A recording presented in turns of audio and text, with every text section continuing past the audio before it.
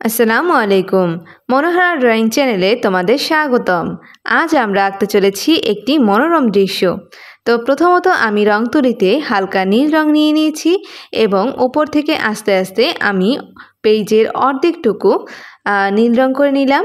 এরপর উপরের অংশে আমি একটু মেঘ আঁকার চেষ্টা করছি। মেঘগুলো তোমরা এইভাবে সাদা রঙের মাধ্যমে একটু ঢেউ ঢেউ দিয়ে খুব সহজেই অঙ্কন করতে পারো। এই যে দেখো, আমি এখন দূরে থাকা কিছু গাছপালা এঁকে নিচ্ছি। এই যে তুলির সাহায্যে আমি একটু ভাঁজ ভাঁজ করে দূর থেকে গাছগুলো এঁকে নিয়েছি। তো বাকি অংশটুকু আমি সবুজ রঙের মাধ্যমেই অঙ্কন করে নেব। এই যে আমি উপরের অংশে একটু গাঢ় রং করে দিলাম।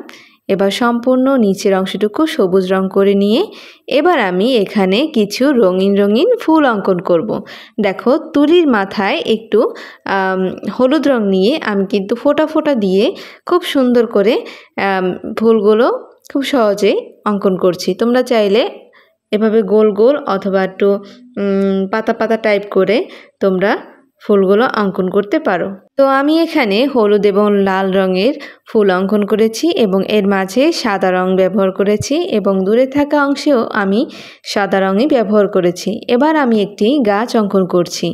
খয়েরি রঙের মাধ্যমে আমি একটি গাছ অঙ্কন করে নিচ্ছি। দেখো, কত ফুলের মাঝে শুধুমাত্র একটি গাছ, দেখতে কত সুন্দর না লাগছে।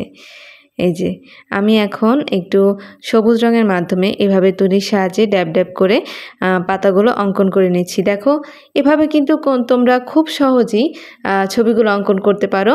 এতে তোমাদের কাছে তেমন একটা ঝামেলাও মনে হবে না এবং ছবিগুলো অঙ্কন করতেও খুব ইজি হবে। তো তোমাদের কাছে কার কেমন লাগছে অবশ্যই কমেন্টের মাধ্যমে জানিও কিন্তু। এবং আমার চ্যানেলটিকে এখনও যারা সাবস্ক্রাইব করনি তারা অবশ্যই আমার চ্যানেলটিকে সাবস্ক্রাইব করে এসো। পাশে থাকা বেল আইকন বাটনটি অন করতে ভুলো না যেন। ভিডিওটি ভালো লাগলে অবশ্যই তোমার বন্ধুদের শেয়ার করতে ভুলো না। আল্লাহ হাফেজ।